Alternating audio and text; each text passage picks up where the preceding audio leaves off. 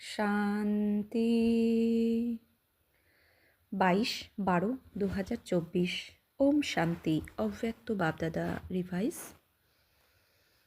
মধুবন। আজকে রিভাইস 17/3/2003।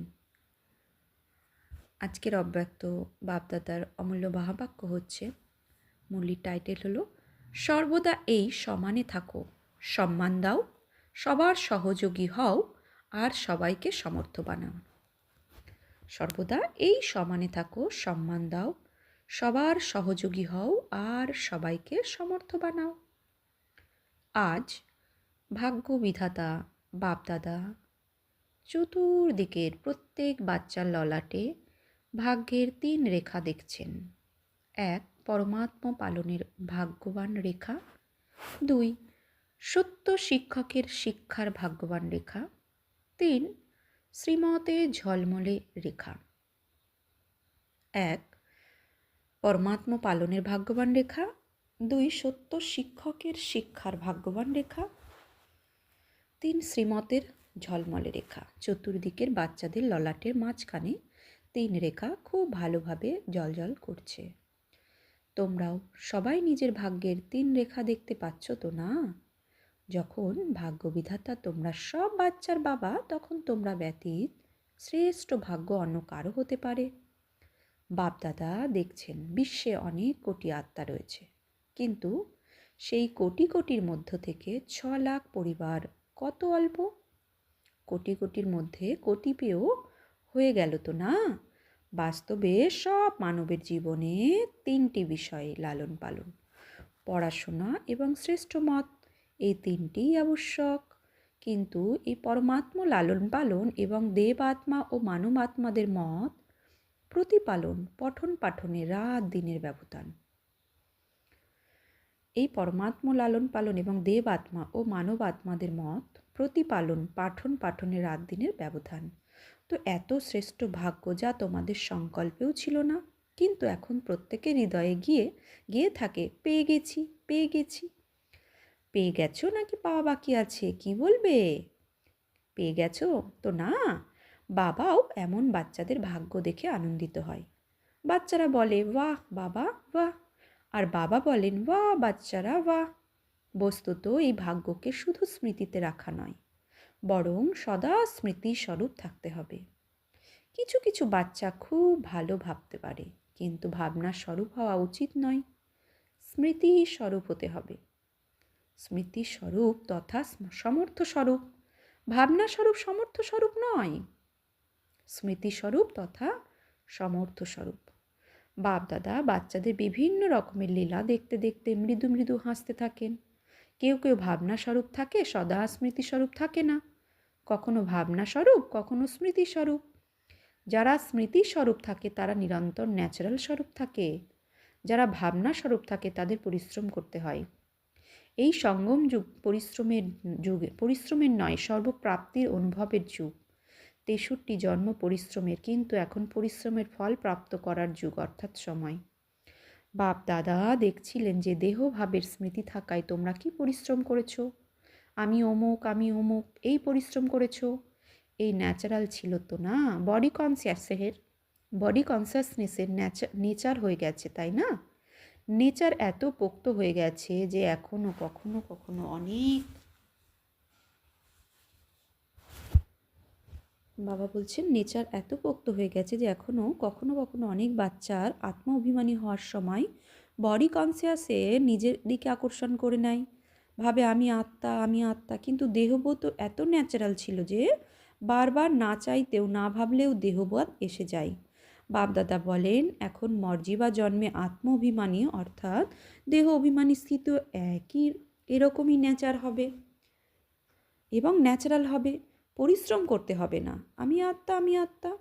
যেমন কোনো বাচ্চার জন্ম হওয়ার পর সে যখনই একটু একটু বুঝতে শেখে, তখন তাকে তার পরিচয় দেওয়া হয়ে থাকে, তুমি কে, তুমি কার। ঠিক এইরকমই তোমরা যখন ব্রাহ্মণ জন্ম নিয়েছো, তখন তোমরা ব্রাহ্মণ বাচ্চারা জন্মানোর সাথে সাথেই কি পরিচয় পেয়েছিলে? তুমি কে। আত্মার পাঠ পাক্কা করানো হয়েছে, তাই না? তো এই প্রথম পরিচয় যেন ন্যাচারাল নেচার হয়ে যায়, ন্যাচারাল নেচার নিরন্তর থাকে, স্মরণ করতে হয় না। ঠিক এরকমই সব ব্রাহ্মণ বাচ্চার এখন সময় অনুসারে দেহি অভিমানী স্টেজ ন্যাচারাল হওয়া উচিত। কিছু বাচ্চার রয়েছে, ভাবতে হয় না, তারা স্মৃতিস্বরূপ। এখন স্মৃতিস্বরূপ নিরন্তর এবং ন্যাচারাল হতেই হবে। লাস্টে সব ব্রাহ্মণের ছোট অন্তিম পেপার এটাই, নষ্টমোহ স্মৃতি স্বরূপ। শ্রীমদ্ ভগবদ্ গীতাতেও অর্জুনের অন্তিম স্থিতি কি বলেছে 18তম অধ্যায়ে, নষ্টমোহ স্মৃতির লব্ধা তৎপ্রসাদাৎমচ্যুত স্থিতহস্মি গত সন্দেহ করিৎসে বচনং তব। তোমার জ্ঞানামৃত প্রসাদে আমার মোহ নষ্ট হয়েছে, আমার বুদ্ধি স্থির হয়েছে, আমার সমস্ত সন্দেহ গত হয়েছে। এখন আমি তুমি যা যা বলবে তাই করব, অর্থাৎ নষ্টমোহ হয়েছে, নষ্টমোহ স্মৃতিস্বরূপ হয়েছে। তো এই বছরে কি করবে? কোনো কোনো বাচ্চা জিজ্ঞাসা করে এই বছরে বিশেষ কোন লক্ষ্য রাখবে? তো বাপদাদা বলেন সদা দেহি অভিমানী স্মৃতিস্বরূপ ভব। জীবন মুক্তি তো প্রাপ্ত হওয়ারই আছে, কিন্তু জীবন মুক্ত হওয়ার আগে পরিশ্রম মুক্ত হও। এই স্থিতি সময়কে সমীপে নিয়ে আসবে, তোমাদের বিশ্বের সমুদয় ভাই আর বোনকে দুঃখ অশান্তি থেকে মুক্ত করবে। তোমাদের এই স্থিতি আত্মাদের জন্য মুক্তিধামের দরজা খুলবে। তো তোমাদের ভাই বোনেদের প্রতি দয়া আসে না? চারিদিকে কত আত্মারা চিৎকার করছে, সুতরাং তোমাদের মুক্তি সকলের মুক্তি প্রাপ্ত করাবে। এটা চেক করো, ন্যাচারাল স্মৃতি তথা সমর্থস্বরূপ কতখানি হয়েছ। সমর্থস্বরূপ হওয়াই ব্যর্থকে সহজ সমাপ্ত করে দেবে। বারবার পরিশ্রম করতে হবে না। এখন এই বছরে বাপদাদা বাচ্চাদের প্রতি স্নেহের জন্য কোনো বাচ্চার কোনো রকম সমস্যাতে তাদের পরিশ্রম করতে দেখতে চান না। সমস্যা সমাপ্ত আর সমাধান স্বরূপ, সমর্থ স্বরূপ, এটা হতে পারে কি? দাদিরা বলো হতে পারে, টিচার্স বলো হতে পারে, পাণ্ডব হতে পারে। পরে অজুহাত দেখিয়ে বলো না, এটা ছিল তো না, এটা হয়েছে তো না, এটা হয় না তো না। বাপদাদা তোমাদের খুব মিষ্টি মিষ্টি খেলা আগেই দেখে নিয়েছে। যা কিছু হয়ে যাক, হিমালয়ের থেকে বড় শতগুণ সমস্যার স্বরূপ হোক, হতে পারে তা তন দ্বারা, মন দ্বারা, ব্যক্তি দ্বারা, প্রকৃতি দ্বারা। সমস্যা পরিস্থিতি তোমাদের পরিস্থিতি তোমাদের স্বস্থিতির সামনে কিছুই নয়। আর স্বস্থিতির সাধন হলো সমান, স্বস্থিতির সাধন সমান। তো সমান ন্যাচারাল রূপে হবে, যেন মনে করার দরকার না হয়, বারংবার পরিশ্রম করার দরকার না হয়। না না, আমি সদর্শন চক্রধারী, আমি আলোক রত্ন, আমি হৃদয় সিংহাসন আসীন, আমি এটাই। আর কিছু হওয়ার আছে কি? পূর্বকল্পে কি হয়েছিলে? অন্য কেউ হয়েছিল নাকি তুমিই হয়েছিলে? তুমিই ছিলে, তুমিই আজ প্রতিকল্পে কল্প তুমিই হবে, এরা নিশ্চিত। বাপদাদা সব মুখ দেখেছেন, এরা সেই পূর্বকল্পের। তোমরা এই কল্পের নাকি অন্য কল্পের? অনেক কল্পের তো না। হও তোমরা। হাত তোলা যায় প্রতিকল্পে, হাত তোলো যারা প্রতিকল্পের। তবে তো নিশ্চিত তোমরা, তাই না? তোমরা তো পাস সার্টিফিকেট পেয়ে গেছো তো না, নাকি নেওয়া বাকি আছে? পেয়ে গেছো না? পেয়ে গেছো নাকি নিতে হবে? পূর্বকল্পে পেয়েছো, এখন কেন পাবে না? তো এই স্মৃতি স্বরূপ হও যে সার্টিফিকেট প্রাপ্ত হয়েই আছে। হয়তো পাস উইথ অনারের, নতুবা পাসের, এই পার্থক্য তো হবে, কিন্তু আমিই হই। নিশ্চিত তো না? নাকি ট্রেনে যেতে যেতে ভুলতে ভুলতে যাবে, প্লেনে যাবে তো উড়ে যাবে? না, যেমন দেখো এই বছর তোমরা দৃঢ় সংকল্প করেছিলে যে চতুর্দিকে উৎসাহ উদ্দীপনার সাথে শিবরাত্রি উদযাপন করবে, আর তোমরা উদযাপন করেছো না? তোমাদের দৃঢ় সংকল্পের মাধ্যমে যা ভেবেছো তা সম্পন্ন হয়েছে না? তো এটা কোন বিষয়ের চমৎকার? একতা আর দৃঢ়তা। 67টা প্রোগ্রাম করার জন্য তোমরা ভেবেছিলে, কিন্তু বাপদাদা দেখেছেন যে অনেক বাচ্চা তার থেকে বেশি প্রোগ্রাম করেছে। এটা হলো সমর্থ স্বরূপ হওয়ার লক্ষণ, উৎসাহ উদ্দীপনার প্রত্যক্ষ প্রমাণ। সর্বত্র তোমরা আপনা থেকে এটা করেছো তো না? এভাবেই সবাই মিলে একে অপরের মনোবল বাড়িয়ে এই সংকল্প করো, এখন সময়কে সমীপে নিয়ে আসতেই হবে। আত্মাদের মুক্তি প্রাপ্ত করাতে হবে। যতই হোক এটা তখনই হবে যখন তোমাদের ভাবনা স্মৃতিস্বরূপে আনবে। বাপ দাদা শুনেছেন যে ফরেনার যারা, তাদেরও বিশেষ স্নেহ মিলন বা মিটিং আছে, এবং ভারতের যারা, তাদেরও মিটিং আছে। তো মিটিংয়েই শুধু সেবার প্ল্যান বানিও না, বানিও কিন্তু ব্যালেন্সের বানিও। এভাবে একে অন্যের সহযোগী হও, যাতে সবাই মাস্টার সর্বশক্তিমান হয়ে সামনে উড়ে চলে। দাতা হয়ে সহযোগ দাও, পরিস্থিতি দেখো না যে সহযোগী হও। সমানে থাকো এবং সম্মান দিয়ে সহযোগী হও। কেননা যে কোনো আত্মাকে যদি তুমি হৃদয় থেকে সম্মান দাও, তবে তা অনেক অনেক বড় পুণ্য। কারণ হীন বল আত্মাকে উৎসাহ উদ্দীপনায় যদি আনো, তো সেটা কত বড় পুণ্য। যারা আগে থেকেই পড়ে আছে তাদের ঠেলে দিও না। বাবা বলছে, যারা আগে থেকেই পড়ে রয়েছে তাদের ঠেলে দিও না আরও পড়ে যাওয়ার জন্য। তো আলিঙ্গন করো, অর্থাৎ বাহ্যিক আলিঙ্গন করো না, আলিঙ্গন করো অর্থাৎ বাবা সমান বানাও, সহযোগ দাও। বাবা তোমাদের জিজ্ঞাসা করেছেন তো না যে এই বছর কি কি করতে হবে? কেবল সম্মান দাও আর সমানে থাকো। সমর্থ হয়ে সমর্থ বানাও, ব্যর্থ বিষয়ে যেও না। যে দুর্বল আত্মা দুর্বলই, তার দুর্বলতায় যদি দেখতে থাকো, তবে তার সহযোগী কিভাবে হবে? সহযোগ দাও তো আশীর্বাদ প্রাপ্ত হবে। সর্বাপেক্ষা সহজ পুরুষার্থ হলো আশীর্বাদ দাও। আশীর্বাদ নাও, সম্মান দাও আর মহিমাযোগ্য হও। যারা সম্মান দেয় তারাই সর্বদ্বারা সম্মানীয় হয়। তাছাড়া এখন যত সম্মানীয় হবে, ততই রাজ্য অধিকারী এবং পূজ্য আত্মা হবে। নিরন্তর নিয়ে দিয়ে যাও, নেওয়ার জন্য নয়। নেবে আর দেবে, এটা তো যারা বিজনেসের সঙ্গে রয়েছে তাদের কাজ। তোমরা তো দাতার বাচ্চা। বাপ দাদা চতুর্দিকের বাচ্চাদের সেবা দেখে খুশি, সবাই ভালো সেবা করছে। কিন্তু এখন এগিয়ে যেতে হবে তো না? বাণী দ্বারা সবাই ভালো সেবা করছে, সাধন দ্বারাও সেবার ভালো রেজাল্ট লাভ করেছে। অনেক আত্মার অভিযোগও সমাপ্ত করেছে। সেই সঙ্গে সময়ের তীব্র গতির প্রগতি দেখে বাপদাদা এটাই চান যে শুধু অল্প কিছু আত্মার সেবা নয়, বরং বিশ্বের সর্ব আত্মার মুক্তিদাতা তোমরা নিমিত্ত। কেননা তোমরা বাবার সাথী। তো সময়ের গতি অনুসারে এখন একই সময়ে একত্রে 3 সেবা করতে হবে। 1 বাণী, 2 শক্তিশালী স্থিতি এবং 3 শ্রেষ্ঠ আধ্যাত্মিক ভাইব্রেশন। যেখানেই সেবা করো সেখানে এমন আধ্যাত্মিক ভাইব্রেশন ছড়িয়ে দাও যাতে ভাইব্রেশনের প্রভাবে সহজে আকৃষ্ট হতে থাকে। দেখো এখন লাস্ট জন্মেও তোমাদের জড় চিত্র কীভাবে সেবা করছে। বাণীর দ্বারা বলে কি, ভাইব্রেশন এমন হয় যে ভক্তদের ভাবনার ফল সহজে প্রাপ্ত হয়। ভাইব্রেশন যেন এমনই শক্তিশালী হয়, ভাইব্রেশনে সর্বশক্তির কিরণ ছড়িয়ে পড়ে, বায়ুমণ্ডল বদলে যায়। ভাইব্রেশন এমন জিনিস যে হৃদয়ের ছাপ পড়ে যায়। তোমাদের সকলের অনুভব আছে, কোনো আত্মার প্রতি যদি কোনো ভালো কিংবা খারাপ ভাইব্রেশন তোমাদের হৃদয়ে বসে যায়, তবে সেটা কত সময় পর্যন্ত চলে? অনেক সময় চলে তো না। যদি বের করতেও চাও তবুও বের হয় না। কারো খারাপ ভাইব্রেশন বসে গেলে তা সহজ বের হয়। সুতরাং তোমাদের সর্বশক্তির কিরণের ভাইব্রেশন ছাপের কাজ করবে। বাণী ভুলতে পারো, কিন্তু ভাইব্রেশনের ছাপ সহজে বের হয় না। অনুভব আছে তো না? আছে না অনুভব? এই গুজরাট বম্বে যে উৎসাহ উদ্দীপনা দেখিয়েছে, বাপ দাদা তারও পদমগুণ অভিনন্দন জানাচ্ছেন। কেন? বিশেষত্ব কী ছিল? কেন অভিনন্দন জানিয়েছেন? তোমরা তো বড় বড় ফাংশন করতে থাকো, কিন্তু কেন বিশেষ অভিনন্দন জানাচ্ছেন? কারণ উভয় তরফেই একতা আর দৃঢ়তার বিশেষত্ব ছিল। যেখানে একতা এবং দৃঢ়তা থাকে, সেখানে 1 বছরের পরিবর্তে 1 বছরের কাজ 1 মাসের সমান হয়। শুনেছ গুজরাট আর বম্বে?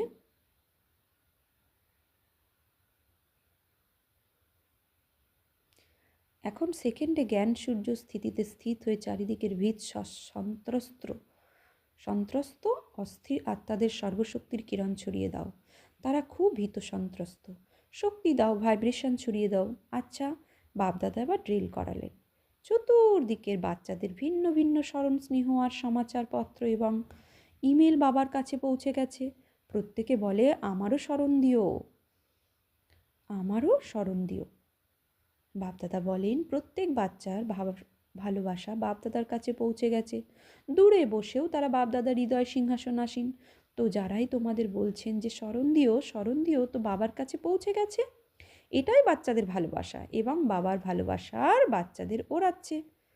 বাবার ভালোবাসা বাচ্চাদের কী করছে? ওড়াচ্ছে। আচ্ছা, চতুর্দিকের অতিশ্রেষ্ঠ ভাগ্যবান কোটি কোটির মধ্যে কিছু বিশেষ আত্মাকে যারা সদা সমানে থাকে, সম্মান দেয়, এমন সার্ভিসেবল বাচ্চাদের, সদা স্মৃতিস্বরূপ তথা সমর্থস্বরূপ আত্মাদের, সদা অবিচল অটল স্থিতির আসনে স্থিত সর্বশক্তি স্বরূপ বাচ্চাদের স্মরণে স্নেহ সুমন আর নমস্কার।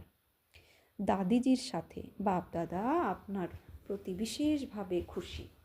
কেন খুশি? এই বিষয়ে তিনি বিশেষ খুশি যে ব্রহ্মা বাবা যেমন সবাইকে অর্ডার করতেন এটা করতে হবে, এখন করতে হবে, একই রকমভাবে আপনিও ব্রহ্মা বাবাকে ফলো করেছেন। আপনিও আমার সাথে আছেন। সে তো আছি, নিমিত্ত আপনি হয়েছেন তো না। আর এমন দৃঢ় সংকল্প করেছেন যে তো চতুর্দিকে সফলতা হয়েছে। সেই জন্য আপনার মধ্যে অনেক গভীর আধ্যাত্মিক শক্তি ভরা রয়েছে। শরীরের স্থিতি ঠিক আছে, আপনার মধ্যে আধ্যাত্মিক শক্তি এতই পরিপূর্ণ হয়ে রয়েছে যে সেই তুলনায় আপনার শারীরিক অবস্থা কিছুই নয়। চমৎকার, তাই না? দাদিদের মিলন দেখে সবার মন চাই আমিও যদি দাদি হতাম তো এভাবে মিলিত হতে পারতাম তো না। তোমরাও দাদি হবে। এখন বাপদাদা তার হৃদয়ের প্ল্যান বানিয়েছেন, সেটা তোমাদের এখনও দেননি। তো ব্রহ্মা বাবার সাকার সময় সেবাতে যে আদিরত্ন বের হয়েছে তাদের সংগঠনকে মজবুত বানাতে হবে। যখন তোমরা করবে এই ডিউটি, তোমাদের হৃদয়ের সংকল্পও তো আছে, তা না? আছে না? কেননা যেমন তোমরা সব দাদির একতা আর দৃঢ়তার সংগঠন শক্তিশালী, তেমনই সেবার আদি রত্নদের সংগঠন যেন শক্তিশালী হয়। এর অনেক অনেক আবশ্যকতা রয়েছে, কেননা সেবার অগ্রগতি তো হতেই হবে। সুতরাং সংগঠনের শক্তি যা চাই তাই করতে পারে। পঞ্চ পাণ্ডব হলো সংগঠনের প্রতীক কি স্মারক। সংখ্যায় তার 5, কিন্তু সংগঠনের নিদর্শন হলো এটা। আচ্ছা, সাকার ব্রহ্মার সময় সেবার জন্য যারা সেন্টারে থেকেছ,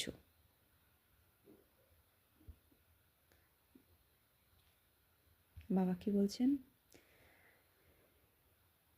সাকার ব্রহ্মার সময়, অর্থাৎ ব্রহ্মা বাবা যখন প্র্যাকটিক্যালি শরীরে মানে সাকারে পার্ট প্লে করেছে, তো ওই সময় সেবার জন্য সেন্টারে যারা থেকেছো, সেবাতে নিয়োজিত ছিলে তারা উঠে দাঁড়াও। 2003 সালে বাবা অব্যক্ত হয়েছে 1969-এ। তো 1969-এর আগে যারা ব্রহ্মা বাবার সাথে সেবা করেছো, ডাইরেক্ট সেন্টারে থেকেছো, তারা উঠে দাঁড়াও। ভাইরাও আছে, পাণ্ডব ব্যতীত থোড়াই উন্নতি হবে। এখানে অল্প আছে, কিন্তু আরও আছে। সংগঠনকে একত্রে করার দায়িত্ব দাদি জানকীর। তো ওখানে দাদি জানকী ছিলেন, বলছেন সংগঠনকে একত্র করার দায়িত্ব কার? এনার, দাদি জানকীর। ইনি দাদি তো ব্যাকবন, এরা খুব ভালো ভালো রত্ন।